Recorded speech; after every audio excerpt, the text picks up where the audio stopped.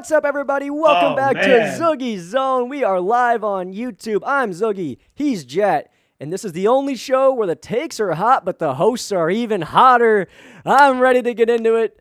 How you doing today, Jet?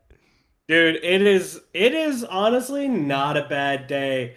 Out out of classes by about like 1 o'clock, was ready to go, and overall came home relaxed, got the rundown done, and it's been a real chill day. It's been a real nice day.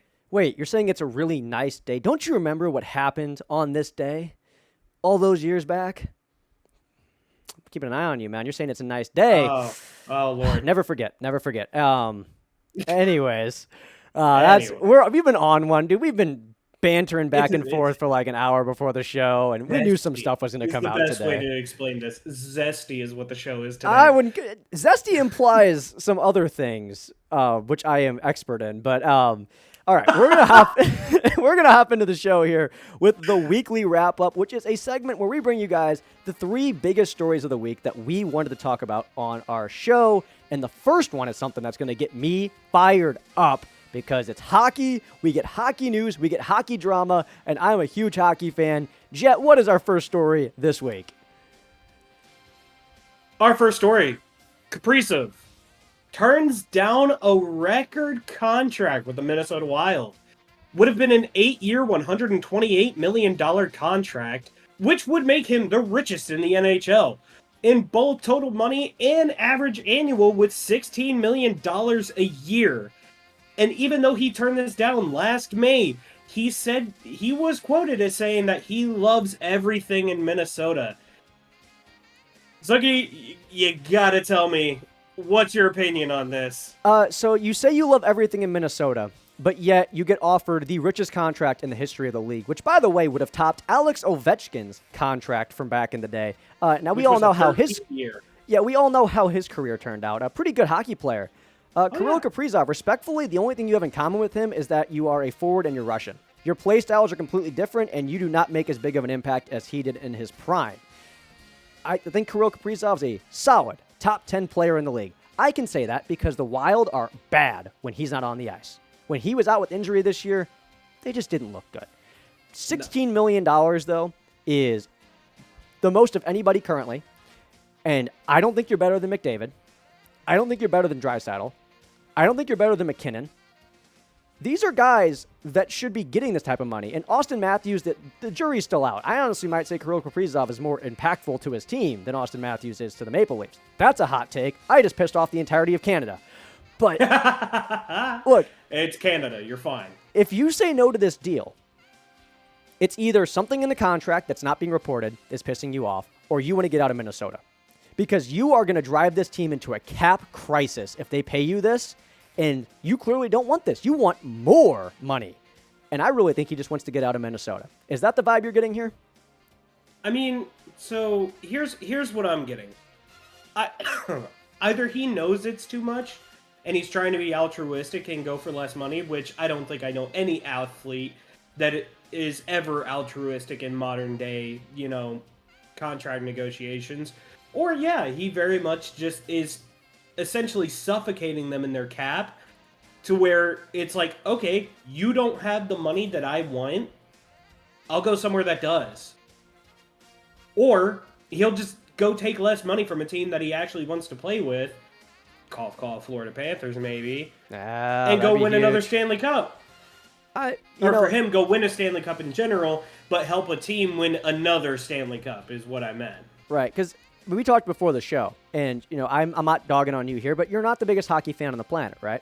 No. So I feel like if you ask any hockey fan that's like, I shouldn't say hockey fan, any sports fan that barely follows hockey, and you ask him, who is Kirill Kaprizov and what team does he play for? Most people couldn't give you an answer. Because the Wild are a small market team, they haven't had much playoff success, and the NHL doesn't market their stars to the level they probably should.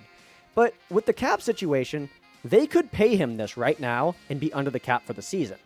Next year, I'm scared. They're trying to build. They were a wild card team this year. They got knocked out in the first round to Vegas. No shame in that. Vegas is a wagon. A great hockey team they got over there. They have been since they've came into the league. That I know as much. I may be casual, but I know Vegas Golden Knights, they've been on one since they came into the league. And that's the problem with the Wild is they've never been able to be a force that people were scared of. You get a player like Kaprizov on your roster, a guy who's a real difference maker that was top 5 in points per game last year, very efficient, great passer, great shot, great playmaker. That is what they've needed. You need to put some pieces around that. But if you do this, you're going to be right up against the cap, and next year they have a few forwards that I don't think they're going to re-sign, and a few D-men that are getting old. They're going to have to bring in new guys, and they're going to want to improve at those positions to put themselves in a better spot, at least in the Central, to win like one of the top 3 divisional spots. They're not going to have the money, and the big thing is their goaltender. Philip Gustafsson was amazing last year for them. He was great. And guess when his contract's up? Next year. They got to pay that man. You got to back up the Brinks truck for that individual. And you can't back up the Brinks truck if you already paid it to this man who is not doing what he needs to do contractually to help the team out. And I really think he wants to leave. I do. I think he wants to get out of here and go to an organization that is in a bigger market, that is in a better, I guess, area to live as an athlete. And I think like the Blackhawks are right there. They're trying to build. This would help them out huge. I understand they have holes in their roster everywhere, and their coach and their GM and everything is a disaster. They probably want him big time. You have teams like the Columbus Blue Jackets that were this close to making the playoffs last year. Or the Detroit Red Wings that are so close every year and just can't get over the hump. So the minute he becomes available, which I think he will be, and they need to trade him before the season, in my opinion, other teams are going to be like, yeah, give me him. That guy right there. We'll make the room for him. And like you said, there are a couple teams that are like right there at the cusp of getting into the playoffs, but they need that one key piece to put them over and into. Those teams are desperate. Those teams are like, we're so close, so close, so close. We just need to get in and we could do it. They're more than likely that contract will get paid by another desperate team. The Wild save that money, use it to invest across the roster instead of in the one position, and then choke the rest of your future away for at least the next, 6 years that you were going, or 8 years that you were going to sign him. Right. If you already made this mistake before with Ryan Suter and Zach Parise, you're still paying their contracts. You bought them out. You're still paying for them to this day. That is $1.6 million on the books every year that's not on your roster right now. So that already hurts. That's been hurting them. It's gotten better over the years as that figures come down. But, the deadline is a thing. And the Wild aren't going to be a bad hockey team. At least they shouldn't be. So they're not going to want to sell at the deadline. But if you get to that point in the season and you don't have a deal worked out, you need to sell them to recoup some of that value. So that creates an interesting thing of you're in the playoff hunt, but do you risk trading away a top 10 player in the NHL, or losing him in free agency, I should say, and getting nothing in return? Or do you trade him at the deadline and get some pieces to make a final push? That is a tough decision as a GM. That is extremely difficult, and I do not envy the man in charge there. We're going to move on to our second story, which has to do with the AP poll. Something we love to debate every week is, should this team be here on the list? How did they only fall 2 spots? It was a big upset. Well, it's because the people that are doing the voting sometimes make mistakes, and there was a big one made this week. And, Jet, what happened? So, Florida, Florida Gators, lost to South Florida. And you would figure that South Florida beating Florida, especially with them kind of being really big competing schools, that would mean that South Florida gets into the top 25, whereas Florida drops a few spots. No. Quite the contrary. In fact, Florida goes up 2 slots. They lose a game, and yet somehow they're better. South Florida is then left completely off the list initially. So the winner somehow lost, and the loser somehow won. This obviously caused a massive debate amongst college football fans like you, me, and others, saying that maybe they should just revamp the voting process going forward, and they just need to, get rid of the AP poll in the status that it's in. What are your thoughts on that? Well, I'm just bummed that the individual that made this mistake given there's a lot of voters. There's 62 of them. So she makes this mistake, and her reaction is, oh, I should apologize. But her apology was not an apology. She said, I don't really want to go too much into my process or logic on this one, but it's really fun to make these votes, and it doesn't really matter in the end. It does matter. It matters a whole lot. End of the season, we're going to be thinking, who's getting into the playoffs? Ranked wins are important. And according to your rankings, if nobody else saved your butt and everyone else made the same mistake as you, USF would not be ranked. USF is playing its number 5 Miami this week. If Miami loses this game and wins out the rest of the year and ends up being a playoff team, they can say, USF was a solid team. It was a one-score game. Whatever. They were ranked. But on your rankings, USF would be unranked, which means Miami's playoff chances just jumped off a cliff if they lose. That is how important these rankings are, and it shapes the way in which we view the college football landscape. And, you write for sports. You're a sports journalist. It's busy. There's a lot of stuff you have to do. It takes a lot of time. And these people are all sports journalists too, and people that cover the sports world and have to get news out. So I understand mistakes get made all the time. But if you're an AP voter, you have to know that a top 25 team just lost to an unranked school this week when you make your poll. You have to know that. That is necessary for your job. So that's why I'm bummed. The AP poll is never perfect. And honestly, I kind of like the way it is. I know people are saying we need to revamp it, get rid of it, but it creates drama, and that's exactly what the sports world loves to have. And it's fun. It is really fun seeing every week that, Alabama lost and they only went down so many spots, and we all get to go online and just dunk on them and be like, that's BS. Yeah. We know it's BS. You guys are so full of crap. You're getting the ESPN money behind the scenes from SEC. It's not perfect, but it's something. And it's something for us to debate, and it gave us a story here today. So I'm okay with keeping the system, but we need the voters that are doing this to be locked in and do your jobs correctly. Because look at the end of the season. You're thinking about your head coach. Man, we didn't have that great of a season, and, we lost to this school because they were this rank. Well, if they were the 1 seed, you'd be like, okay. If they were 25, it's not as good of a loss. So it's really important for all these schools to have that ranking system. And I understand the schools have their own way of evaluating things, but they got to do a better job. And I did not like her apology. It was more or less guys, I'm really happy that you're all having fun with this. We're having fun with it because you didn't do your job properly. My issue with the AP poll, and I'm looking at week 3, right? We're going into week 3. Ohio State 2-0 at the top of it. Understandable. And then the top 5, actually the top 6, all 2-0. That's understandable. We get to number 8. Notre Dame. 0-1. They were on a bye last week. Bear in mind, the teams that are under Notre Dame, Illinois 2-0, Florida State 2-0, South Carolina 2-0, Oklahoma 2-0, Iowa State, Cyclones 3-0. There are so many different 2-0 teams, one of them being South Florida, who's now at number 18, so they weren't omitted now. There are so many different 2-0 teams that are placed underneath Notre Dame, who is 0-1. But it was a good loss. I will say that. What's that? That was a good loss that they had. That game came down to the wire against Miami, and you can't really lose ground on a bye week because that seems unfair, but I get where you're coming from. It doesn't look good. No, and good loss or not, right? Good loss or not,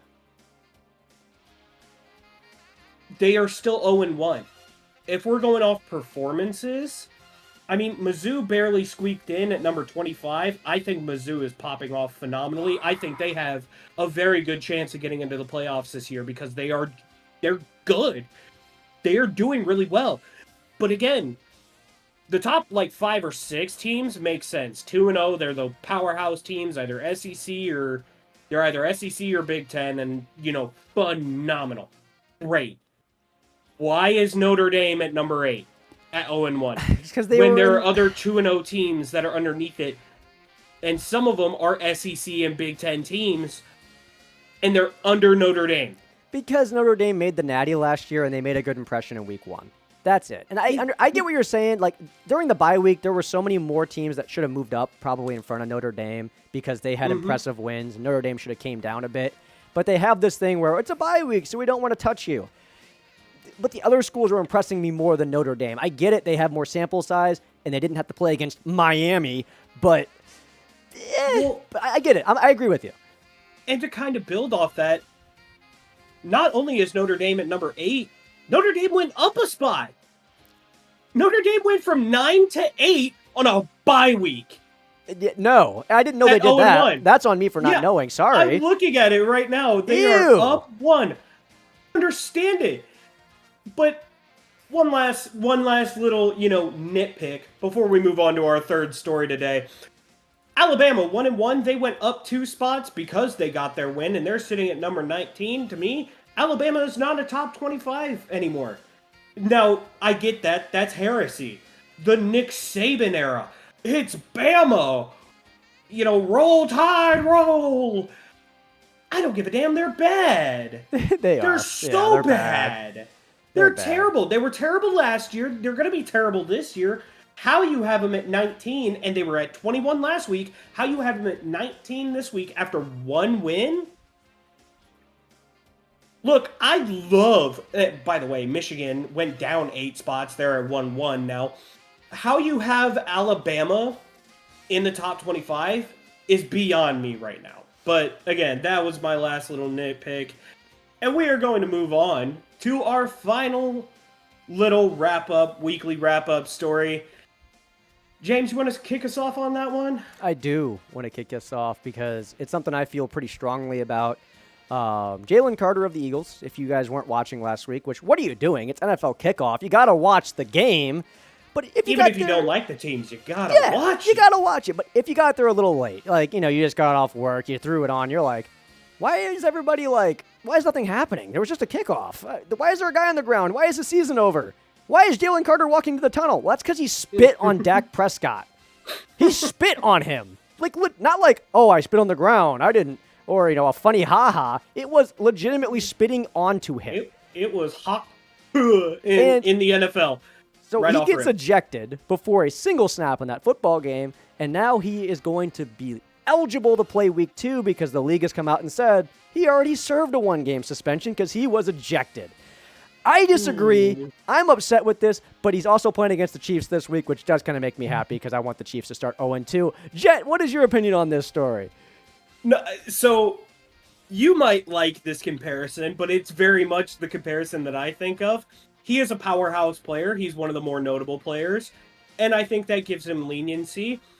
Cough, cough, Chiefs with Rashee Rice. Oh, okay. Look, I'll say it because nobody else wants to acknowledge it. It is the Eagles. They're the Super Bowl champions.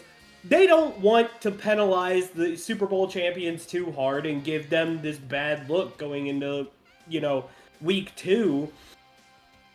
But, my God. Look, Dak might have spit, towards him and spit at the field, and I get that.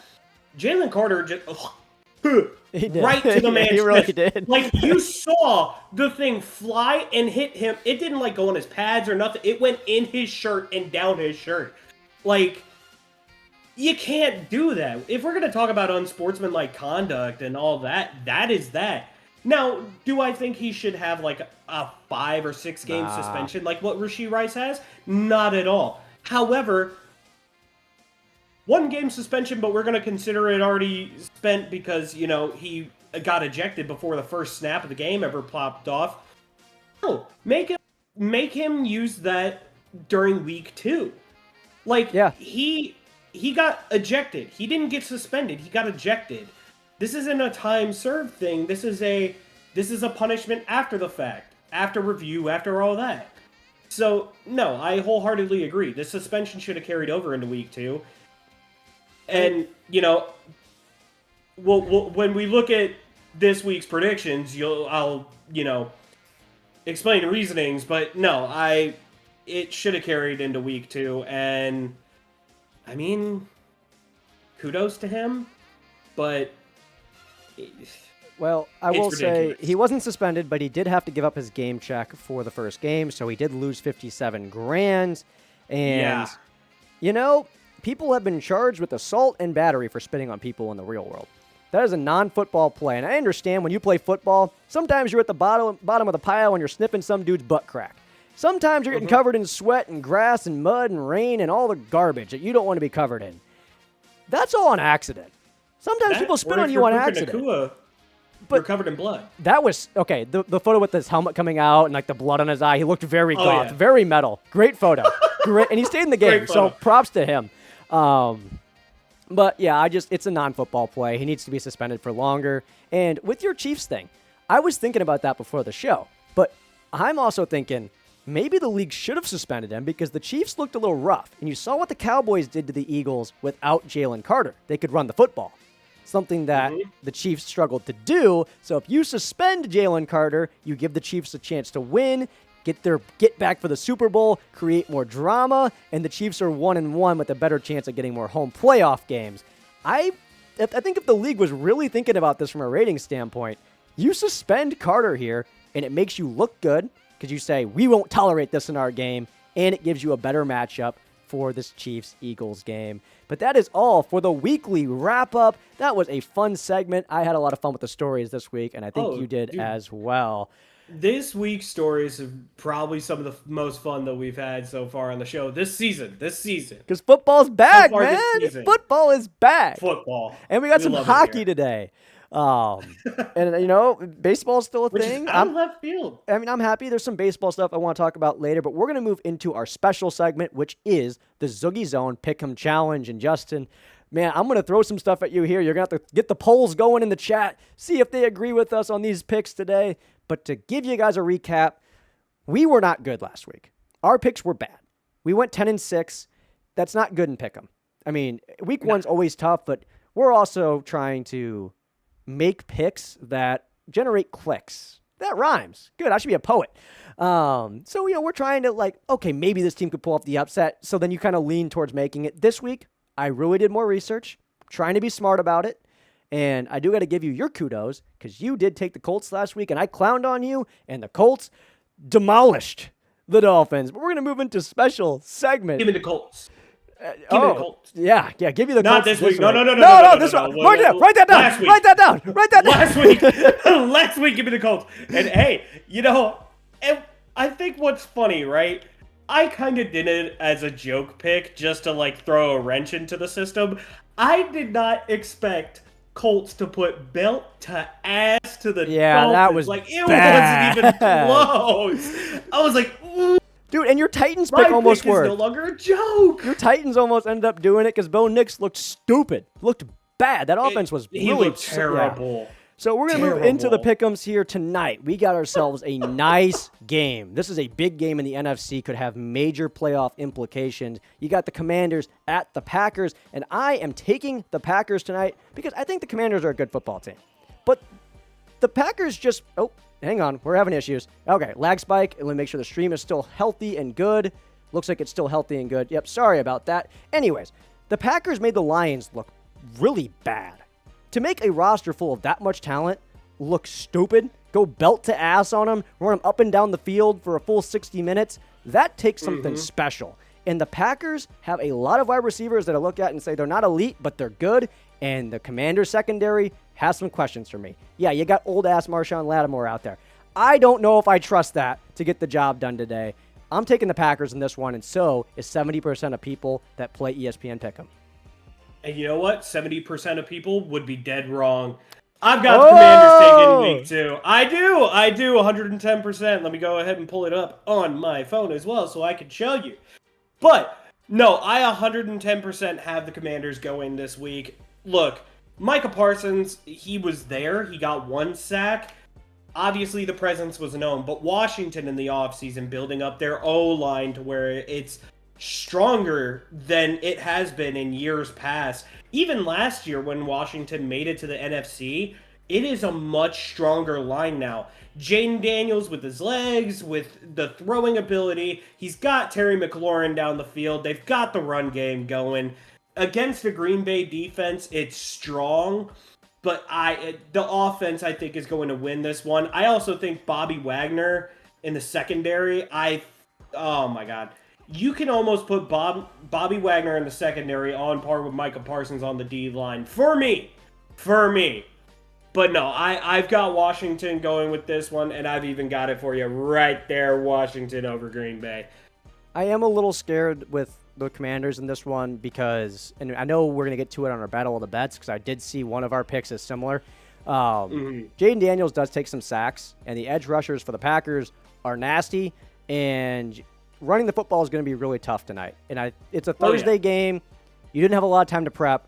Keeping it simple is always the key on Thursday. I am scared for the Commanders there, but I am looking forward to this one. It's going to be a fun matchup. It's one of those games where I don't really care who wins. I just want some good football. And there's a second game here that's probably not going to be good. It's the Bengals. It's the Jags. The last time these two teams met, it was Jake Browning leading the Bengals to 34 points and 350 yards passing.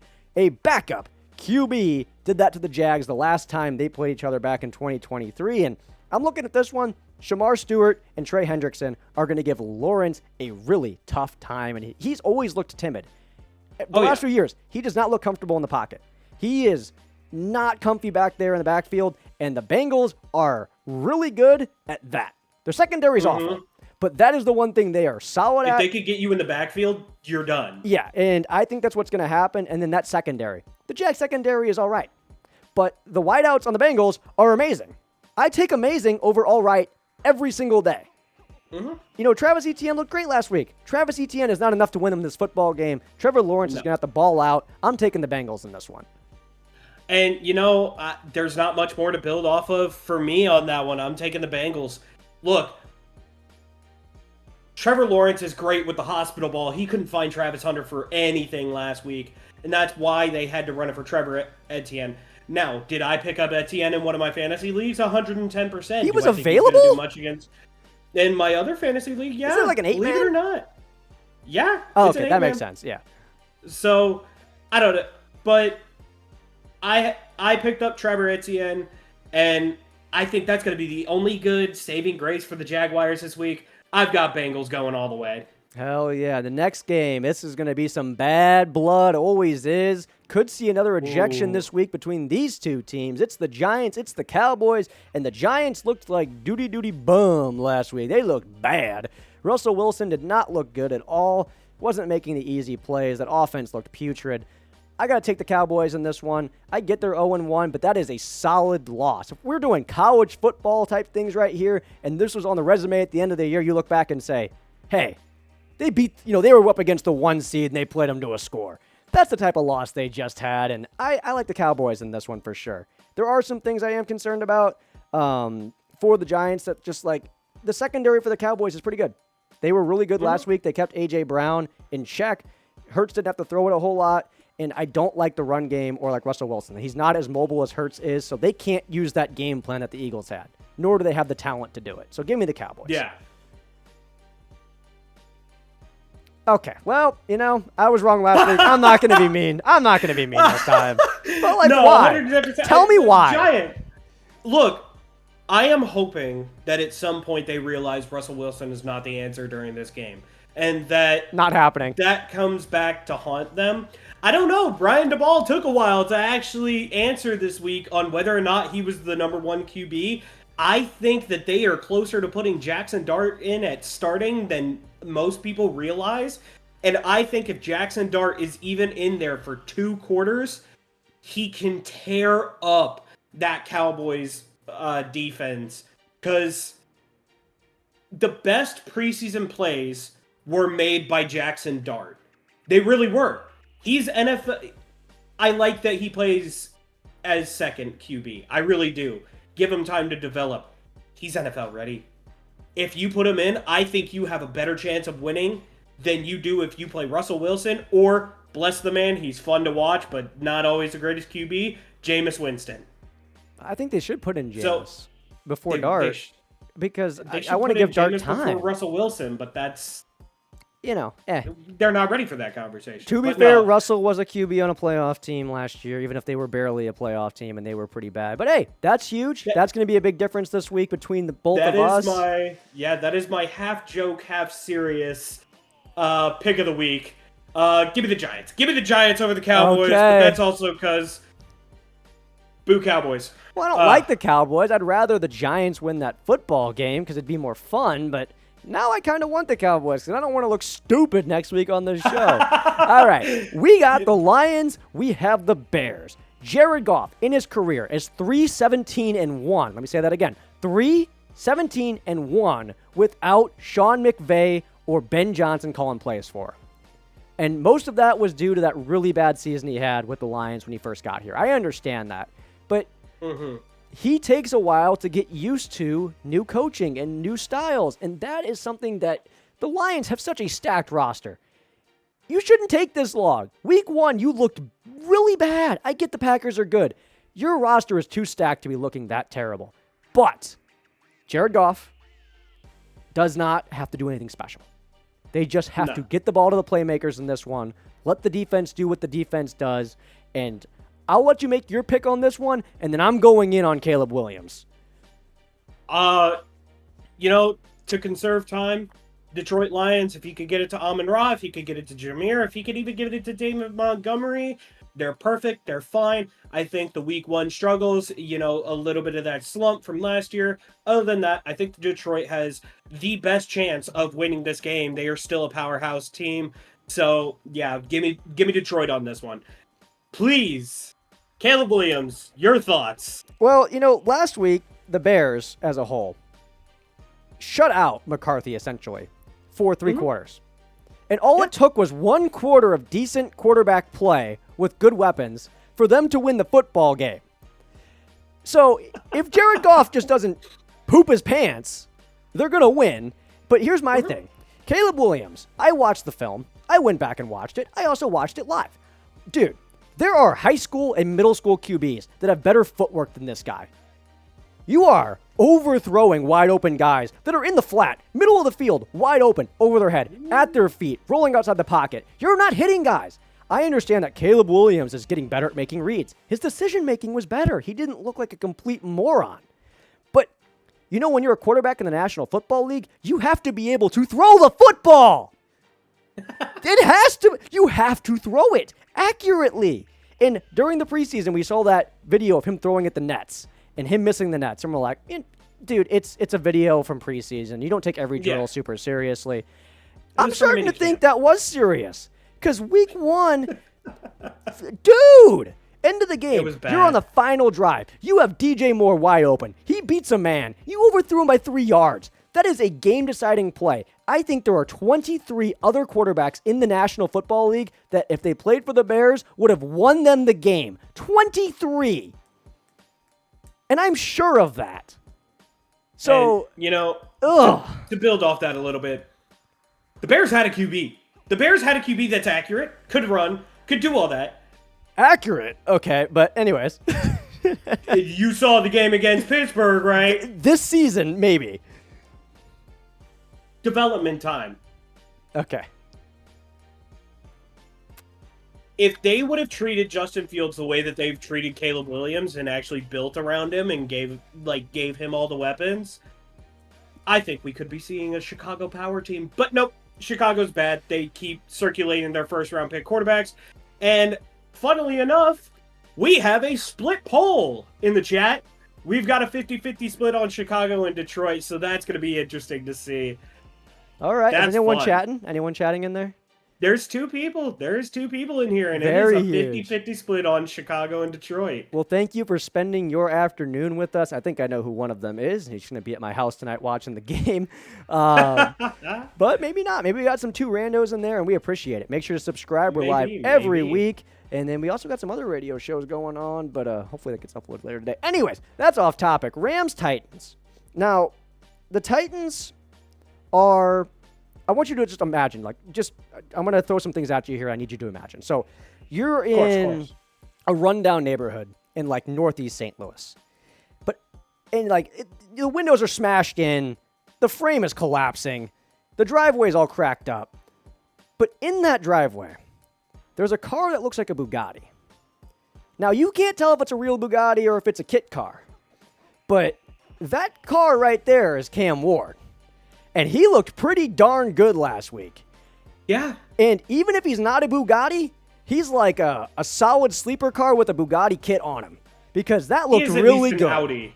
He is at least an Audi. Yeah, like an Audi with a good body kit on him. And he's a good guy. And I really like, after last week's game, he showed the maturity to not call out his receivers, said that they're going to do their job, they're going to figure things out, but the rest of the team is still booty buns. If you couldn't beat Bo Nix on his worst day, because he looked bad, the Broncos' offense looked horrible, and you still couldn't match him at all. So if you can't beat them on their worst day, you're not going to beat the Rams when they have Devontae Adams, Puka Nacua, and the whole gang together and playing good football. They just beat the Texans last year in a really tough football game. If they can do that, I think they can take care of the Titans very easily. No, I'm with you. Look, I'm not. I'm not the biggest Rams fan. I hate voting for the Rams, but it is so hard. Like, it is so difficult to actually pick against the Rams on this one, because the Titans are just absolutely, like, other than Cam Ward, they just cannot get it together. They don't have the receivers. They don't have the defense. Look, I know I said L'Jarius Sneed last week.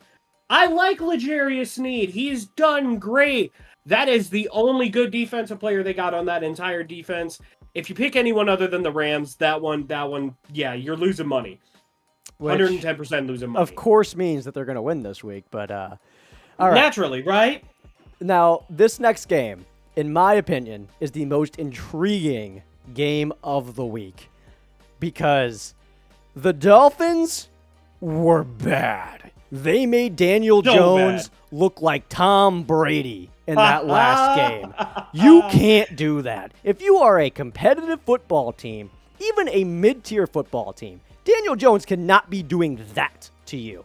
And your offense with Waddle and Hill and Tua, you can't do it. Like, that was bad. This is the same team that was competing for the Bills for the division a few years ago. And I get they've lost talent. What was that? What was that? I have a Dolphins friend who was a fan of their oh my gosh, English is hard. One of my friends is a Dolphins fan, and he was like, dude, we lose to the Colts, you might not ever see me again. Might have to just go tie up the rope. Damn. He was on watch, because, dude, the Dolphins, what are we doing? It wasn't even close to. It was just such an embarrassment of a game. So here's also, oh, sorry. You go ahead. No, all good. Fun stat for that game. It has now been officially over 1 year that Tyreek Hill has had a pass that has equated to more than 30 yards. Wow. I did not know that. Yeah, he has not had a pass that resulted in yak over 30 yards or a 30-yard pass thrown to him in over a year now, thanks to that game. Yeah, dude, it's bad. That's atrocious. I think the Patriots are going to be big winners in this one. I shouldn't say big winners. I mean, they didn't play great against the Raiders, but they are a young, motivated team looking to get better. And I do have to take off this segment here for a second. I'm having some computer issues. So we're going to move on with our picks, and I'll let you get started with the 49ers and the Saints, because there are some big injury concerns coming into this game and a lot of things to look out for.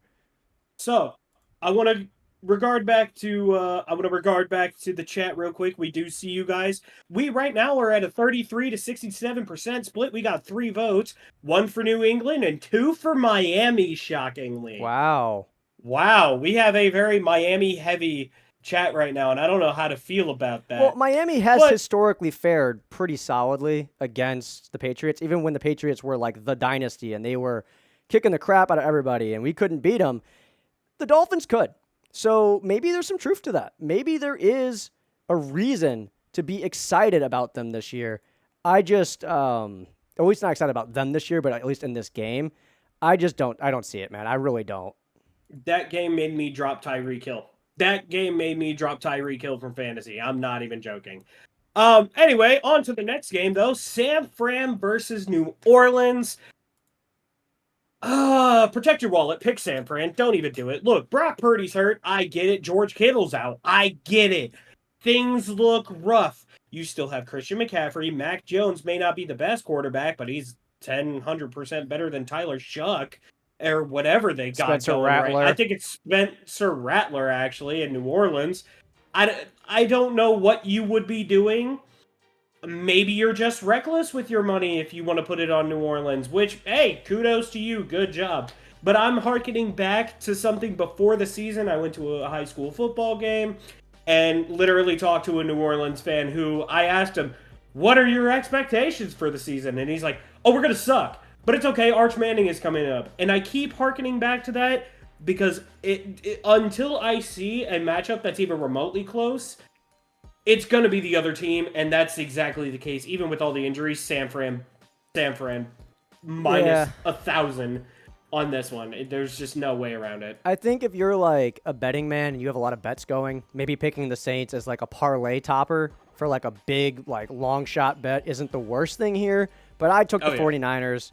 I am scared for them. I mean, Purdy's doubtful, Kittle's out, Jawan Jennings questionable, and you are going to have to rely on McCaffrey, Pearsall, Bourne, and Mac Jones and your defense. Pearsall's fine. He's an okay player. Bourne looked pretty good week 1. McCaffrey's great. But you can't push the ball down the field, but it's not like Mac Jones could do that anyways, because he never could. But hey, he did make the playoffs as a starter one year. That is a thing that happened. And then we murdered them in the playoffs. Bowler. He is a Pro Bowler. Bill Belichick did take him to the playoffs one time. But yeah, give me the Niners. I get it. And it's just like pretty damning on the Saints that I'm saying that they can't beat Mac Jones, because any respectable football team should be able to beat Mac Jones. He's not a good quarterback. But you had players like Garoppolo and Darnold who, underneath Shanahan, actually looked decent at times. Yeah. Darnold, whenever he was going on his whole tour and ended up being a backup with the 49ers, he'd come into games and he looked solid. And lo and behold, the next year he looked great with the Vikings. So maybe Shanahan did something to work with Mac Jones, and maybe he'll look good this week. I'll say that's possibly also due to Kevin O'Connell. Yeah, I know. I'm not giving him all the credit. I'm just saying that, maybe there's still some hope for Mac Jones. The next game. All right. We'll see. So, last week, one of the greatest football games ever played in the regular season. Certainly one of the greatest ever at Highmark Stadium. And your boy won on that one. Yeah. I'm not even the Bills fan. I'm the local Bills fan. You can see the flag behind me. I picked the Ravens, and I think that was smart. It was smart. I'm not going to say I think. I made the right pick because the Ravens were beating our ass. We could not do anything. It was belt to ass the entire game. And in the fourth quarter, Josh Allen became God himself, and a lot of things went our way. Like the deflection touchdown. Ball gets deflected. Keon Coleman's going to the ground. Somehow he catches it. I loved it. It was so beautiful. Never before in a football game have I been sitting there with a team up by 2 points and saying, and they're in field goal range for the Bills. It's 4th and 3, and I'm sitting there going, the Ravens should go for this. If they want to win this football game, they cannot give Josh Allen the ball. They got to end it now. 4th and 3, when you're on your side of the field, I've never been like, you need to go, except for this game, because I knew if the Ravens gave us the ball back, we were going to go down the field and score and win the football game. So, look, I get the Jets played great last week, and I do have some things to be happy about. If you're a Jets fan, you're like this guy right here. You're all smiles. Justin Fields looked great last week. He did. And, in this first few seasons in the league, his ADOT, which is average depth of target, was 7 yards. So the average receiver he's throwing to, he's targeting is 7 yards on the field. Last week, it was 9.9. He was pushing the ball down the field. He was getting more comfortable making longer throws. That is super encouraging to hear if you are a Jets fan, and he really did look good. And the end of the play, the last play for the Jets, 4th down, he starts to scramble. There's a chance that maybe he gets the first down, but he sees Wilson off to his left. Now, the old Justin Fields would say, I'm going to try to run for this, but instead he makes a smart play and throws to Wilson, but unfortunately, Wilson got lit up and the ball went flying. But I think it was the right play. Smoked by Jalen Ramsey. It was a mature play, and I think it was the smart play, and I like that he was in a situation where he could either run or pass, and he said pass. That is super encouraging if you're a Justin Fields fan, but the Bills are simply a better team, and the Bills should win this football game. Yeah, look, the Bills came back in glorious fashion against the Ravens, and the Ravens are a much tougher team than the Jets. I like Justin Fields. I think he's going to play great. However, Buffalo. Yeah. Just straight Buffalo. I am concerned with our secondary because if Fields did what he did last week, This could be a really interesting football game. We also couldn't stop the run, but that's Derrick Henry in a much better O-line because the Jets' O-line did get shaken up. They lost Vera Tucker before the season, had to mix things. I'm just hoping Maxwell Harrison, he's on IR, has to miss the first 4, hoping he comes back as healthy. We have White back, which should be big. He's not good anymore, but maybe there's a chance he just revives his career again. We're going to move on to the next one, though, the Seahawks and the Steelers, and I have the upset picked here. I might look stupid here. 14% of people going with me, but I have a hunch. Rodgers, realistically, look at the stat line from last week. Yeah, 4 tutties. I mean, what a game. He was legitimately, I think he's, on all of his throws, average-wise, he was in the pocket for less than 3 seconds on every throw, essentially. He's just getting the ball out. His ADOT on the game, which I know ADOT's a weird stat. Why am I bringing it up? Average depth of target was 5. He's checking the ball down and letting guys run. Against the Seahawks, I like their secondary a lot more than I like the Jets. I like their linebackers more. I like them up front better, and I think they can shut that down. And if they can get to Rodgers, Rodgers is a tree. He's a tree stump. He is stuck in the ground. He's not going anywhere.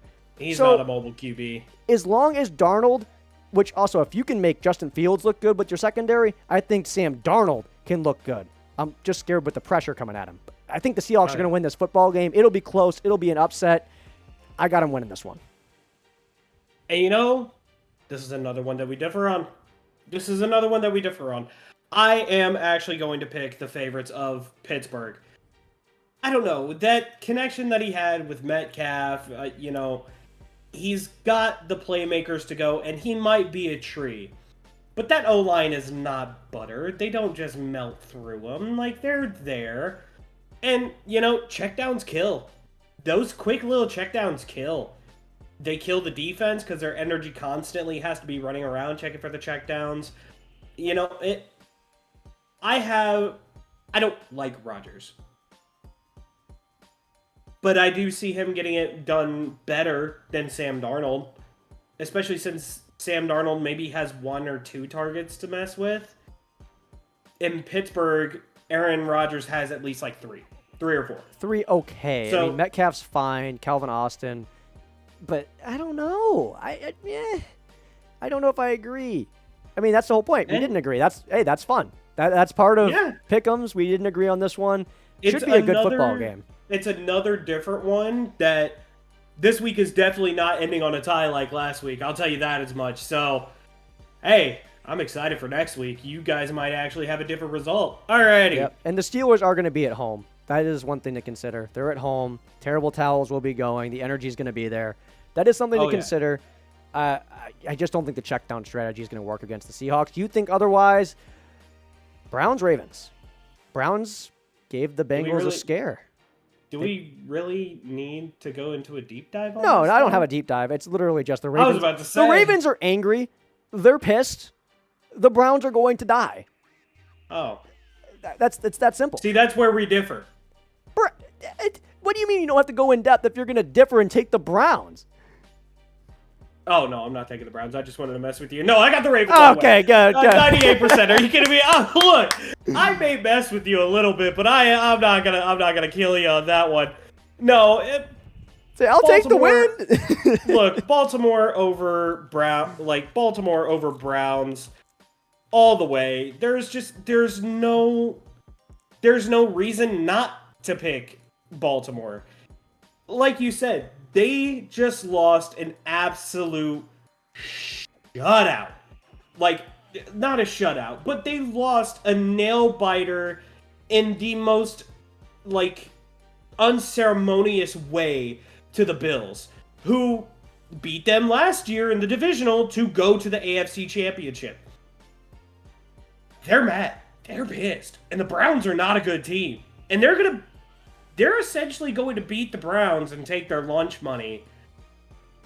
So, yeah, no, give me Baltimore. Baltimore all the way. It could be closer than people think, but the only way that the Browns could win this game, right, is, maybe the defense comes out, balls out, end of the game. Long field goal to win. Dude, their kicker last week was dog shit. Andre Schmidt was bad. The only reason why the Bengals are 1-0 right now is because the Browns kicker is poo-poo. It's that simple. So, for them to win this game, they're going to have to score on a lot of drives, and a lot of those are going to end in field goals. And I don't know if I can trust the kicker. And I keep saying I don't know. I do know. I can't trust him. Broncos Colts. All right. Which is sad because he played for the Battlehawks. Yeah, I remember. For the Battlehawks. He was fine for us. He was good. Yeah. He was good with the Battlehawks, but yeah, no, he's just not making it at that NFL level. But as you were saying, Denver at Indy, and I don't think lightning strikes twice. I know I have Denver on mine. Yeah. Look, Indiana Jones, you did phenomenal against Miami, right? Denver's a little bit more put together. Yeah. Denver's a little bit more built. You're not going to have that same luck that you had with Miami. Last week I said Miami was going through a culture crisis. They didn't know what they wanted to do. They couldn't pick who they wanted to throw to, who they wanted to run it. And I was right on that one. However, Denver, they had a rough week 1. They still came out with the win. I think Denver's going to learn from that, grow from that, and play 10 times better this week, than they did last week. So, yeah, no, Denver over Indy, 110%.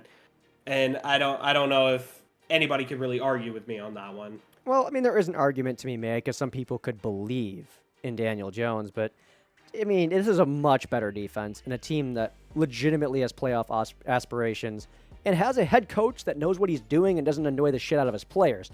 I don't have any belief in the Colts. I'm going to... people overreact after week 1. That is the big challenge with Pick'em is after week 1, do you stick to your gut from before the season or do you react to what happened and you overreact? We're not going to overreact here. Keep it simple. Bo Nix started the season last year really slow and we were questioning, is he going to be a good starter? And then he figured it out as the year went on. Maybe it's just get some more reps this year and he'll figure it out because to be fair, he really cannot play worse than he did week 1. It'd be really hard to do that. So if he just plays... is normal. Just an okay game. Broncos should get the dub in this one. But, 29% of people, that's higher than some of the other ones. Some people do believe in the Colts, but I think those are the overreactors. Yeah, Denver. Yeah. Cardinals-Panthers, Bryce Young looked really bad. He did not look good week 1. We all had these expectations. We thought that maybe this would be his year. He looked good at the end of the season last year. Ew. Just ew. Now, the Cardinals didn't look good against the Saints either. So this could be on upset watch. And in my opinion, the Cardinals are always on upset watch because they are not the most put together, and Kyler Murray's inconsistent. That whole team is inconsistent, and they don't know what they are. So they should always be on upset watch. Wouldn't be surprised if the Panthers do something, but that requires Bryce Young to have a good football game. And big thing with the Cardinals, they couldn't run the ball last week. The Panthers do not have a run defense. They can actually run it this week. They can do some short game stuff, short throws, run it up the middle. They just got to keep it simple. The only way they lose is if Kyler Murray loses them the football game. And that's very possible because Kyler Murray can very much lose them the football game. However, I do have the Arizona Cardinals clutching up this week. Bryce Young was starting to get the hang of it last season, and you could kind of see that he was feeling himself, and he was feeling that. I guess the offseason reset him to how he was whenever he was drafted. But also, what are you going to do whenever they, trade away your weapons? First, it was McCaffrey. A couple years back, they wanted to draft you, but then they gave away McCaffrey, so now you're stuck with Adam Thielen. Now they trade away Adam Thielen. You don't even have your number 1 receiver from last year. They have Xavier Leggett, but he's not on that level yet. So they have McMillan, and he looked really good week 1. They do have McMillan. I think they're going for a younger wide receiver core, but I mean, unless Carolina can really start getting that energy and that and actually start syncing up, they're just going to get ran through. Yep. Completely. And yeah, so Arizona. Speaking of teams that can run the football, Philadelphia Eagles, Kansas City Chiefs. Look, I understand that the Chiefs are the kings of BS and that it always feels like they can beat anybody. But the Eagles showed last year that they can just demolish the Chiefs if they want. And that was a team that had Xavier Worthy healthy and had a lot of their starters ready to go. He's back at practice. He's back at practice, actually. Shockingly. We don't. Is he going to start? I mean, that's the question, because it's been questionable all week. And is he going to be himself? Because that was pretty gnarly, the hit that he took from his own teammate. He almost did a backflip in the middle of the football field. But, I mean, Hurts doesn't have to do much in this one. He just needs to play smart, get it to his guys, and just execute the game plan.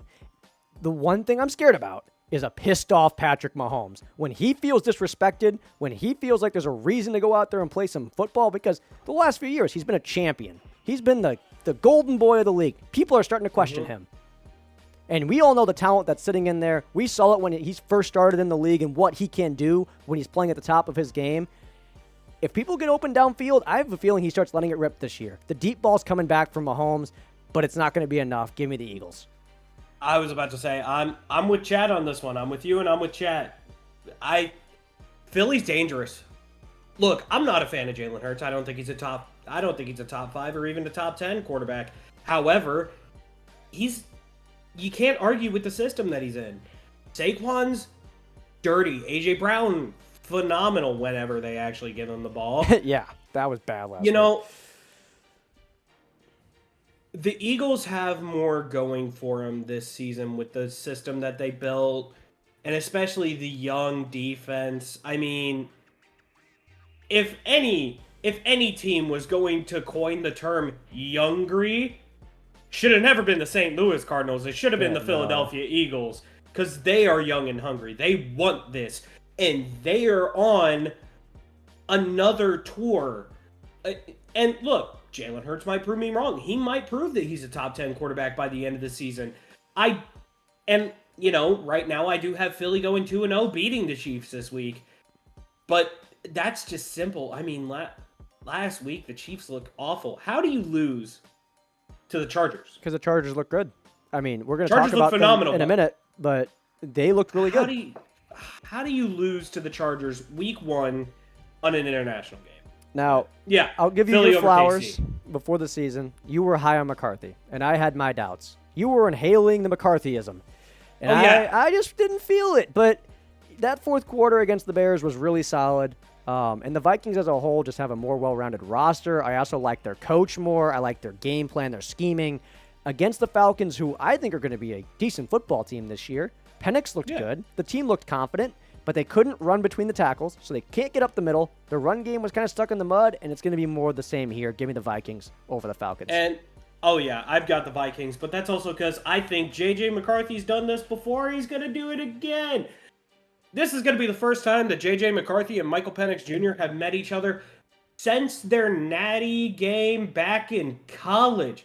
Back in Michigan, back in Washington, respectfully. Now, however, Michael Penix got a year of NFL play. He's in his sophomore season.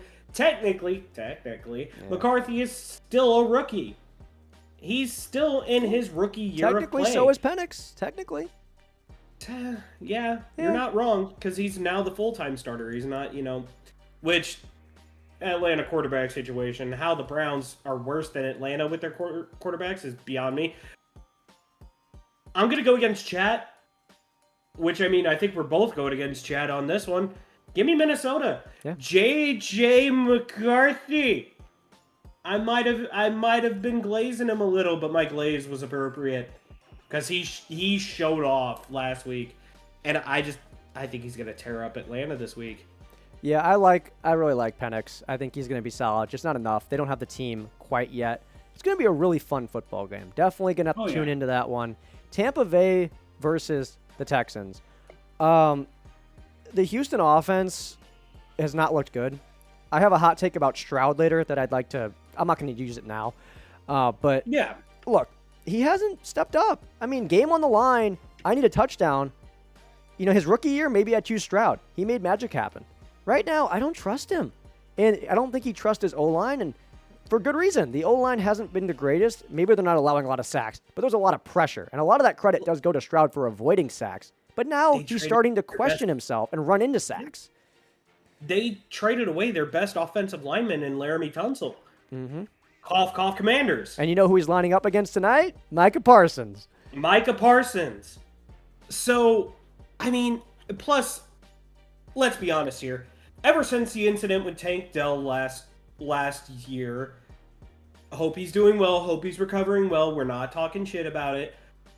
Ever since the Tank Dell situation last season, he hasn't played the same.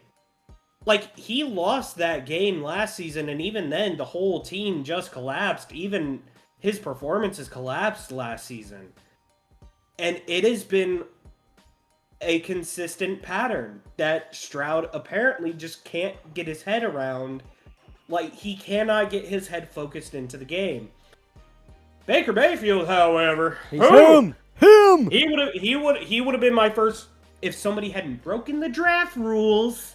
We don't need to go into that, but if somebody hadn't broken the draft rules in my other league, Baker would have been my QB this year. Baker would have been my starting QB this year, Which 110%. is crazy. Oh, dude, nah. Baker disrespect will not be taken on I'm this not live disrespecting stream. him. He's just not Josh Allen or Lamar Jackson. No, he's not, but he would have been my Josh Allen. He would have been my Josh Allen. No, Baker Mayfield, I think he's going to get it done. Mike Evans, Chris Godwin is apparently starting to practice again. Obviously, he's not going to be on the field this week. He's still kind of working through his injury. But, Bucky Irving and Mike Evans, I think, are going to do enough with Baker Mayfield to where they can work that offense, and that defense has never been less than stellar. So, yeah, give me the Buccaneers. Yeah, and then you also add Ibuka in there. Egbuka was great last week. 2 tutties. Egbuka was phenomenal. That's going to be disgusting. Evans, to pick him Godwin, up off Egbuka. Ew. Like, I feel bad for any secondary that has to deal with that. And speaking of secondaries I feel bad for, I'm sorry, Raiders. Give me the Chargers. They look good. They look motivated. Quentin Johnston, looking like a WR1, finally able to use his hands. He got rid of the bricks. He eventually chiseled them all the way off, and now he has working fingers, and he can catch a football. It is Which is cool to see. unbelievable. They got McConkey, they got Johnston, and they got Keenan Allen. That is a great 3-stack right there. That is so hard to deal with if you're a secondary. And then Omario and Hampton, he looked all right in his rookie debut. And Las Vegas, man, I like Geno Smith. I think you're, not the worst team ever this year. You're not beating the Chargers in this one. The Chargers are riding the high of beating the NFL Golden Boy, right? You just beat the Chiefs. Of all teams, the back-to-back Super Bowl winners almost get a 3-peat. They're in a rut, but you have now, week 1, on an international game, beaten the Golden Boy of the NFL, the one that everybody wants to, wants to lose. You beat him.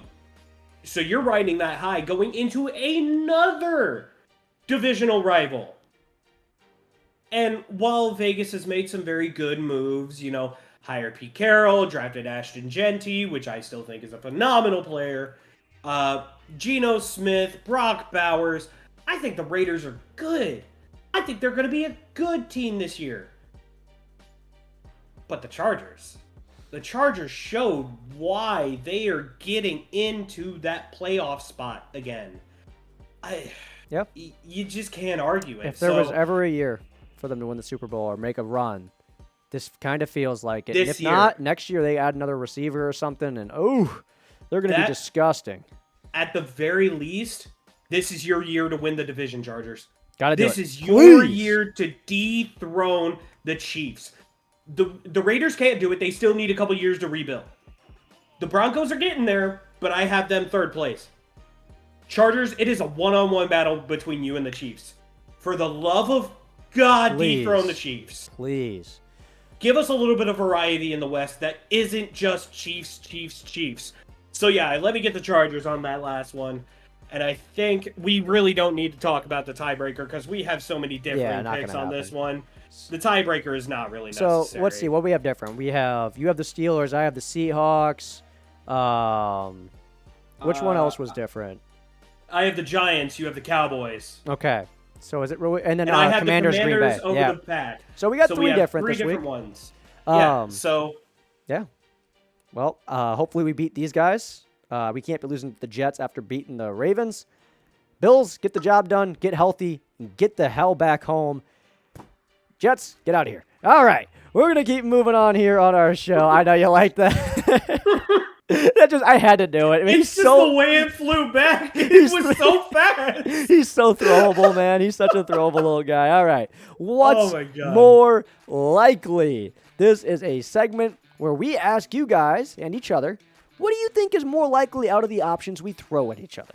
And earlier today, I saw something that worried me a little bit from the commissioner of the NBA.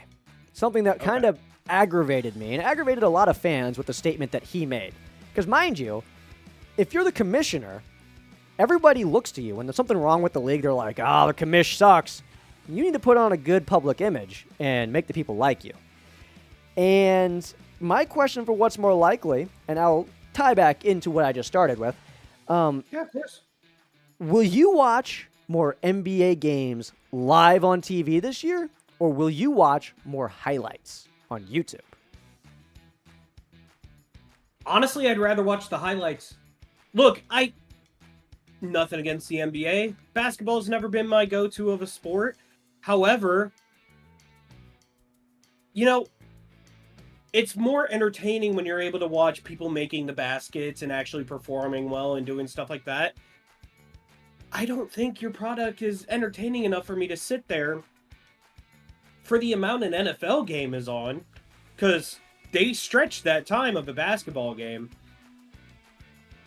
At least with the NFL, I get to watch some gladiator sport, and while it is a little barbaric of a blood sport, blah blah blah blah blah, go away with that.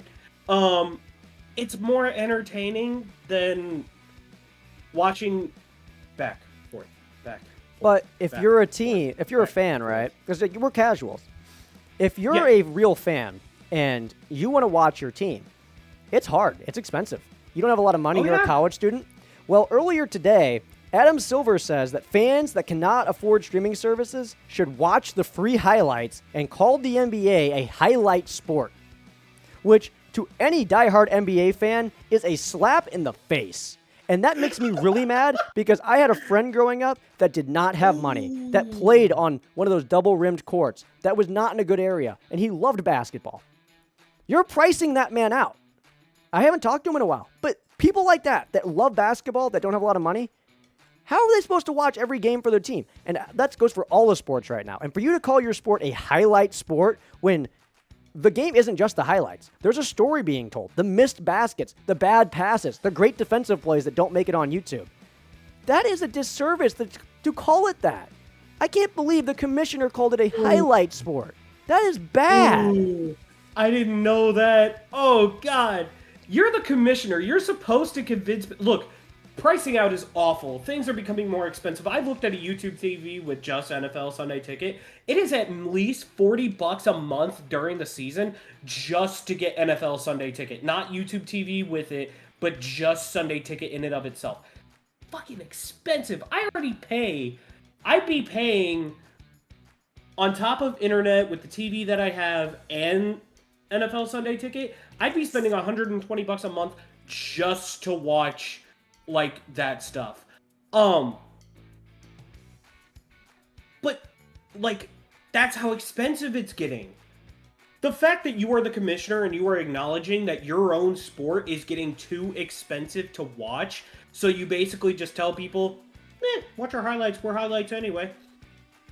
That shows that you should not be commissioner. Yeah, that's bad. Forget about your own sport that you run to get people to watch the missed baskets, to watch the back and forth.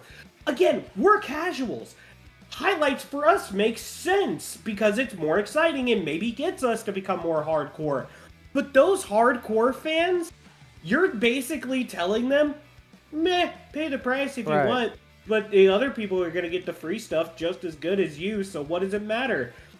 That is so disrespect. Ooh! Oh, God, that is awful. You cannot, oh, God, yeah. Oh, man. Well, if we hadn't already picked favorite teams, I'd say let's not support the NBA, but we already picked. I want to see how the Timberwolves do this year. My team's going to be bad. And to quote Caleb in the chat, Adam Silver said, get your money up. It's basically what he said. Yeah, you just got to pony up on this one. But what is your what's more likely question of the week? So my what's more likely takes us back to football world, right? And it takes us back to my old team, the Chiefs. You know, last week really it is their first time that they've lost 2 back-to-back games in almost like 4 years. The Chiefs have been dominant. But they're really dependent on their receivers and being healthy, and that just hasn't been a thing.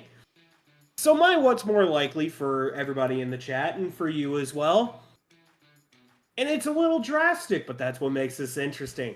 Are we seeing the decline of the Chiefs dynasty, or are we just seeing that slight little blip, that slight little meh in their performance because of the loss of their receivers? Because now they might be going into it without Worthy, which leaves them with Juju Smith-Schuster and Hollywood Brown as their main wide receivers, which not Hollywood maybe, but he was injured all last season, so we really don't know how he's going to perform. And Juju, check down specialist, great. Yeah. But y'all probably are going to have Xavier Worthy, and you're not going to have Rashee Rice again. You're not going to have him for another 4 weeks. So it's, are we seeing that decline? Are we actually seeing the Chiefs dynasty kind of fizz out? Because we're also in the last year of Travis Kelce as of right now. Or is it just because they don't have the receivers that they need? But then again, we can't really say that because they've always done more with less as far as the receiver front. Me personally, I think this is the slight decline. Because even the Patriots, I think the Patriots, they even had a decline, a little bit of a lull in between their runs. I think this is the Chiefs' lull. I think we're going to see a few years of the Chiefs absolutely sucking under Patrick Mahomes, and then he'll pick it back up, kind of like Brady did. I think we're basically seeing a Brady 2.0 storyline where they're going to have a few bad years. Maybe not terrible years, but not good years. They're going to be in the playoffs. They'll be in the playoffs, but they're not going to, they're not going to make it to the AFC Championship again. I don't know. I'm with you. I'm glad you brought up the Patriots because that was going to be my point exactly is, being a dynasty and winning championships gets expensive. And eventually you get in a cap situation where you can't sign guys and your whole team just doesn't look right. Like, it's not where you want. And I think that's where the Chiefs are. They aren't picking low enough in the draft to get the talent in the first round that they need to supplement the roster. And they have to use draft picks to try to get other people in to fill holes when people get injured. So they're just not, they're not where they want to be right now. And I'm happy. I'm a Bills fan. I am so tired of getting our butts kicked in the playoffs every year. Oh, yeah. So that this year it can be the Ravens or the Chargers to do it to us. But, it won't be the Chiefs for once.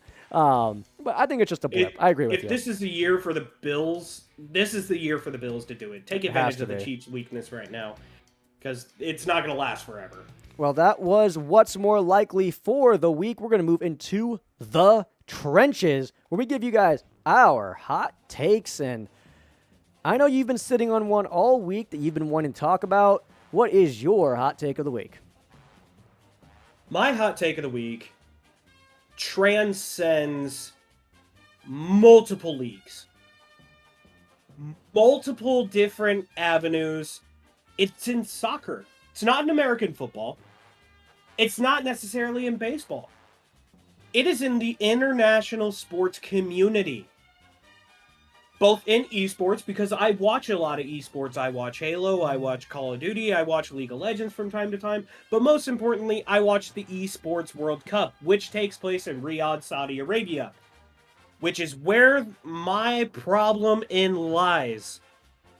My problem with sports currently is specifically with Saudi companies. Saudi Arabian companies. They are buying into leagues. Or they are just making leagues entirely with the buku amounts of money that they have. And they are just throwing just unrealistic amounts of money to these star players to get them to come in. Ronaldo specifically. Could have went to anywhere in Europe and played with the championship team and did great. However, he went to a Saudi league. He went to a Saudi team and he went and he did all that.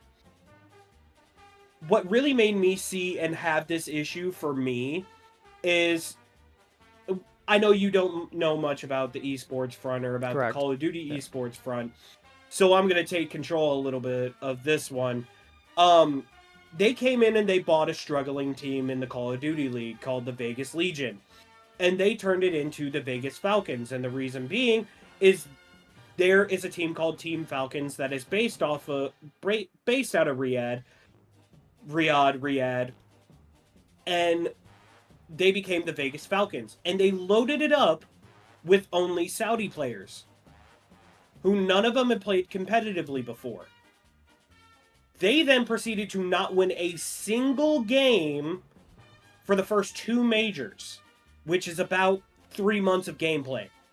For 3 months of gameplay, they did not win a single match. It wasn't until they dropped almost all of those players and picked up some of the American players, offered them a lot of money, got them in there, that they finally started to win games. They were kind of becoming competitive and all that.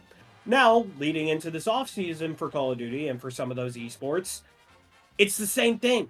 It's the exact same thing. There was, if you know Call of Duty, there was a team called Atlanta FaZe. They had this trio of players for the past 5 years that were unstoppable, unbeatable, championship team, great team. They've lost 2 of the 3 players. One of them, his name is Celium, and he just got announced the other day, along with them rebranding from Vegas Falcons to now Riyadh Falcons. They picked up Celium, but that's because they have the money to do so. So my big thing is they are taking the soul out of sports. They are taking the soul out of somebody actually building a repertoire with a team and that sort of loyalty to a team, because all they see is dollar signs whenever they see Riyadh. Rightfully so, because that's all it is with those teams. They don't necessarily win championships. They don't necessarily win anything good, but they pay. They do. So that way they can have big names, so that way they could get tourism, so that way they could get people to go to their country, which, I get it, tourism is big. But you are taking the soul, and you are taking the loyalty, and you are taking the very thing that makes sports special to everybody out of it by throwing dollar signs at it. And that's my biggest hot take, is that money, Saudi should not be allowed to just throw... Saudi Arabia should not be allowed to throw unrealistic, god-tier amount of money at people just to sway people. They need to actually take into consideration the heart and soul of sports and actually build relationships with some of those players, and not just here's $1 billion, right, come play for us. But that's the thing. You see leagues that get created today. Every time a new football league or soccer league or whatever, what have you, comes out, it's hard to get people behind them because they don't have the history. And yes, I understand that American sports leagues are also owned by billionaires, and they're throwing lots of money at everybody, and they do their whole thing. But we have these things called salary caps in American sports for the most part, except for baseball. So there's limits to how much you can spend. Those international sports do not have that. They are screwed. The Saudis have too much money. You can't stop them, and they're doing nothing illegal. So the rest of the international sports community is... I mean, you saw it with LIV. The LIV Golf Tour. Lost a lot of really good players that are going over there to make more money. And it's dude, I love some of these guys. Stay on tour, stay on the PGA, but there's more money to be had in these fake leagues over there. And my hot take of the week is... and sorry, I'll let you finish, because we're still going to finish your hot take. It's I don't blame the players. Go get your money. Generational wealth. You're setting up your son's. I get it. Get your bag, bro. But the soul of the sport, the heart of the sport, it's gone. There's nothing there. All right. And it's heartbreaking. Well, it's my turn to piss a lot of people off. All right, let's do this. So my hot take is that CJ Stroud is just Derek Carr 2.0. Wow. Yeah. Wow. So all right. Derek Carr starts off his career. Derek Carr starts off hot with the Raiders. They make the playoffs. He's an MVP elite quarterback. Wow, look at this. And then CJ Stroud comes into the league. Wow, this guy's like an MVP candidate. He's better than Josh Allen. He's better than Joe Burrow. Where was that now? Can you trust him with a game-winning drive? Can you trust him to go beat one of these top teams? Can you? I can't. He has not been living up. He has been letting a lot of people down. He has the skill set. He has the abilities. He needs to be better, or else he's in Derek Carr category for me. Because what am I seeing? Why is this offense only putting up 9 points against the Rams? Yeah. Why are you crapping the bed? Why are you having to rely on your defense? A couple years ago? I probably did, because he was good. And now he's not. Yeah. I understand rookie year, it's hard because other teams don't have film on you. And once they do, they can study you. That's what happened to Derek Carr. And I'm in the same boat with a lot of the people that had to watch him play while he was in Oakland and with Las Vegas. You can't trust him right now to deliver you big victories. He's in that mid-tier range, and while their skill sets are different, he's just Derek Carr with a bit more swagger and maybe a bit more physical talent. Ooh, wow. All right. You went swinging for... Man, you went swinging for a Texas... Like, a franchise quarterback of a Texas football team. That's where your hot take took us. Woo-hoo, you're brave. You're brave. Wow. All right. I mean, I'm not gonna deny that though, and that's the bad part. Is I kind of agree with you on that one because he is not. I don't think if he's gotten him anywhere, he's gotten him to the divisional round of a playoff, but he has not gotten anywhere past that. Which it's hard to get to the AFC game. I get that. But I mean, yeah, no. Like, have you been impressed? I told you my gripes. Has he done anything that you've been like, wow, over the last year or so? I mean, because not last year, but the year before, I thought he was good. He came in and he helped a very struggling Texans team make the playoffs. That's what I'm saying. But I mean, that's what Derek Carr did. Derek Carr came into the Raiders and he uplifted the franchise. Our savior is here, and then he went back to being like mid, and never really did anything. And, you know, I still think the funniest story is apparently Brady wanted to go to the Raiders. Brady wanted to go to the Raiders, but then John Gruden went, nope, we don't want you. We're sticking with Derek Carr. Oh, and that's where that whole thing of Brady's like, really? You're going to stick with that guy? And then they stole the Dolphins' first round pick. The Raiders didn't get their player. The Dolphins lost a first for tampering, and the Buccaneers got a ring out of it. So, yeah, that's fun. But that was Into the Trenches. We're going to move into Battle of the Bets. And, man, I'm up. My bet last week paid off. I did my research, and I figured Bijan was going to go under on his rushing yards, and that was the big thing for me. And I got it done. $102 in the bank off a $20 bet. 3 legs, 1 to your 1. But we got week 2 here, and now we have a better understanding of the players and the teams, so we should be able to more accurately make predictions. We're going to start off with yours. What do we got?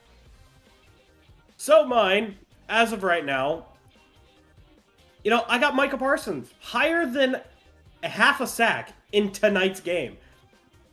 I think that's possible. I do think he's, you know, we did say he's lining up against Laramie Tunsil. I still think Micah Parsons breaks that line at least once tonight, and he gets that 1 sack. If not, I'm going to rip my hair out. What little is left, I'm going to rip my damn hair out, because Jesus, Micah needs to actually get there. Moving on to my next pick, though. Bo Pribula. He has been, ever since the QB1 originally of the Tigers went down, Bo went in. Bo has been amazing. I don't know what it is about quarterbacks named Bo that have come in and have just, like, really changed the trajectory of a franchise. Bo Pribula of the Missouri Tigers has been phenomenal since he came in. He's led them to a 2-0 record. He's put them in the top 25 of the AP poll, which, you know, like we talked about earlier, take it with a grain of salt. But I think that's amazing. I have him higher than 243.5 passing yards, so essentially 244 yards. I think he could get it done. He's got the targets. He's got the weapons. I think he could get it done. I really want to see that happen because I am a Mizzou fan, M-I-Z-Z-O-U. Mm-hmm. So yeah, I think Bo gets it done there. And then my third and final, Travis Etienne Jr., higher than 0.5 rushing or receiving touchdowns. So essentially, he's just got to get 1 touchdown throughout the game. And this is against the Bengals. Put him in on a goal line. He could push through. Put him in, like, have him run a quick little slant route. Something. I think it's possible. I don't think that Travis Hunter's going to get much targets. And if he does, I mean, he might get something downfield. But I think Travis Etienne is definitely the way to go on that one. So I have all 3 hires, but I'm also betting 25. I'm putting another 25 down on this one. And it is essentially to win $144. I got to get myself back in the game. Yep. I got to get back in there. And so I got to, even if I keep putting these 25s, I gotta go big. Man, I can't keep losing to you, man. I gotta get something going. So just yeah, too strong. That's my battle. I'm just the brain's too strong. Good. Hey, your physical attribute, your strength went to your body. Mine went to the brain here. Yeah, apparently the brains of the operation, the brawn right here. I am scared. Mom always told me I got a face for radio. Anyway, I'm scared about Pribula. I like it, but I am scared. It's against Louisiana. Not a very good team. Definitely beneath Mizzou. I'm scared they're going to get up early and try to run the ball. But if you're Eli Drinkwitz, why wouldn't you keep throwing it? Because you want to see what this guy can do. Give him some more reps. Let him go out there with the first team and just throw the football because you're going to need him to step up later in the season to win some games, especially if you want to make the playoffs. So we'll see. I'm just scared they're going to run the football because they know they can win by doing that. All right, we're going to move on to my pick of the week. Zuggy. I had the same thing as you on the first leg. Micah Parsons higher than a sack. Dude, he was like... Okay, Jaden Daniels was the 4th most sacked QB last year. He's already taken 3 sacks to the Giants. Why not? Why not Micah Parsons here? They have 2 really good edge rushers, and eventually one of them's going to get home. And I think Parsons gets there multiple times tonight.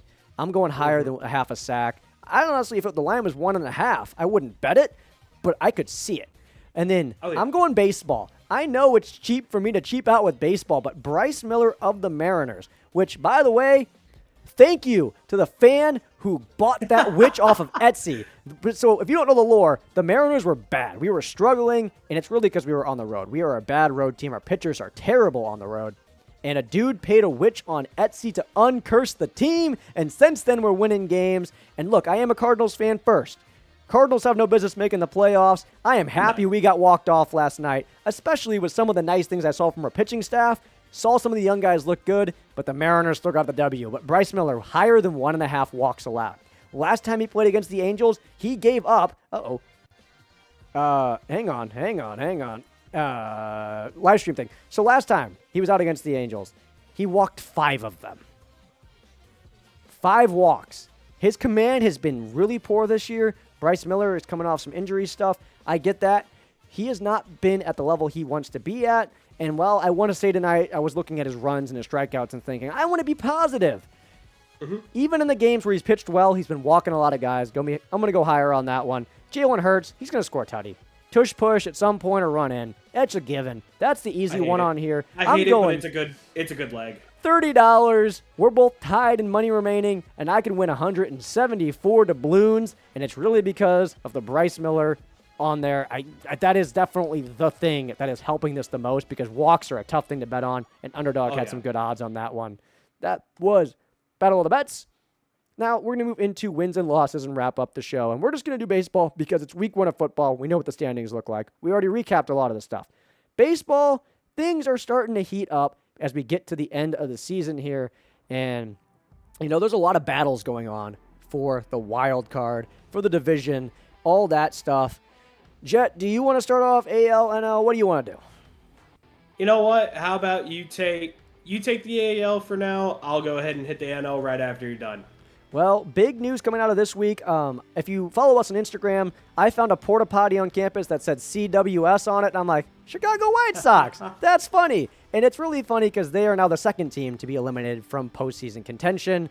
It was expected, and they're better this year, which is good. They have some things that they're building, but with the ownership they currently have and him not selling it until like 2030, I'm sorry, White Sox fans.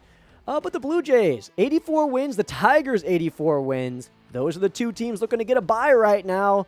It's looking like it's almost a lock because the Astros and the Mariners, they got to get hot if that's going to happen. But the Mariners have won 5 straight games. If they could just figure out how to pitch on the road, they would be easily in the playoffs and be up there with the Tigers and the Blue Jays. And then if you look at the playoff structure, if it started today, the Red Sox versus the Yankees, that would be so much fun. Winner plays the Blue Jays. Twitter would explode. X-headquarters would just get nuked. I don't think their servers can handle the amount of tweets that are going to be flying back and forth on that one. So I'm rooting for that big time. And then the AL wild card situation, the Yankees up top, Red Sox. But the Mariners did struggle there for a while, and that allowed the Rangers to get back into it. But the Guardians and Royals, they're following off. It's almost a lock, but this is the Seattle Mariners, and they love to upset their fans. And I wouldn't be surprised if we somehow fell out of this thing. Go Mariners. Let's look at the NL now. And, Jet, what's going on over there? I mean, look, overall, we've still got the same leaders as we have for most of the season. We've got the Brewers on top of the Central, got the Phillies on top of the East, and the Dodgers on top of the West. I don't think really expected anything less out of those teams. I mean, the Dodgers, they're picking it up now. They're on a 4-game win streak, which is doing pretty good. And same with the Phillies, are on a 3-game win streak.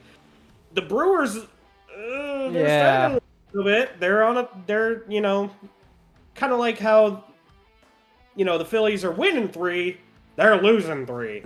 And the Cubs, the Cubs are right there. They're five games back. So anything can happen. Maybe the Cubs come back and they do something. I don't think they're going to take control of the Central, though. I think the Brewers, they're going to figure out I think they're definitely going to figure out their own issues. I mean, the Mets are there. They're not lost doing too 5 in a fantastic row. either. Yeah, they're not doing too fantastic right now. The AL is definitely where the excitement's at. The AL is 100% where the excitement's at. But look at that wild card, man. That's scary. Giants right there, Reds right there. Uh-oh. Because the Mets are stinking it up. And so are the Padres. And, I mean, the Diamondbacks, they're only 3.5. They're only about a game behind the Giants and the Reds. So who knows? Maybe the Diamondbacks, that sort of sleeper pick. Dude, maybe somebody could see it there. What a season that would be, too. You trade away Josh Naylor and Eugenio Suarez, and their pitching staff be god-awful. And for them to still make the playoffs in that season, I know they'd be kicking themselves for the deadline they had. Because you just traded away 2 great talents, but shit. Oh, man. I'd be okay with them getting back in at this point. I mean, the Mets are poo-poo, but I don't want to see the Giants. The Giants are boring baseball. The Reds, I mean, it'd be cool to have some baseball back at the Great American Small Park, but the Wild Card Series, you're probably not going to be playing in Cincy because you're not good enough. Your record's not good enough. Ugh. Honestly, the way that I see the Wild Card, how it is right now with the National League, I think that's about the best you're going to get it. And if the season were to end today, I don't think anybody would be upset that that's the National League Wild Card round. You get both New York teams in there into the playoffs, both NL and AL going in. You get the very clear favorites of all those divisions coming into the season, finishing it off strong. I'm looking at these next ones. Reds, cool, maybe, not really. Giants, I really don't want to see the Giants make it in any way, shape, or form. Diamondbacks, I think it'd be funny, but I don't know if I genuinely want to see that.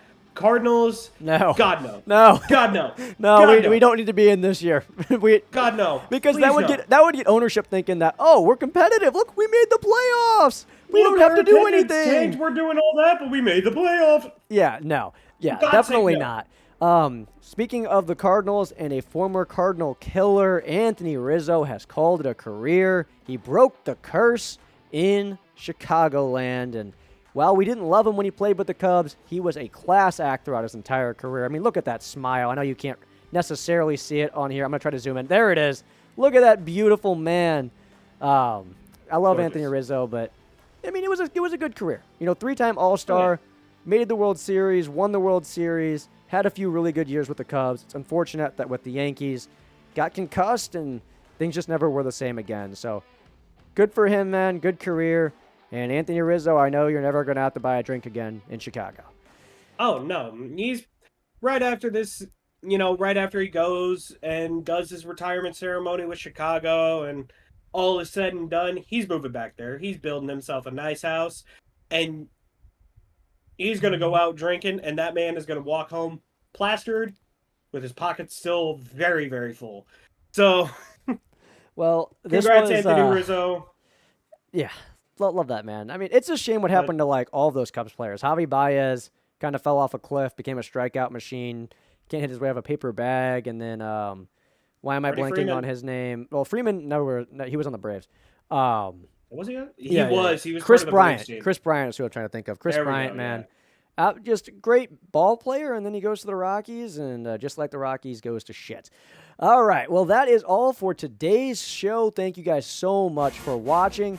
We love doing this. Football season's back, and it was a lot of fun. Look, we got some fun music playing. If you've never heard this before, This is Southern's band. It's an HBCU. We're going to leave you guys on this. Have a great rest of your day, and peace out. Have a good weekend, people.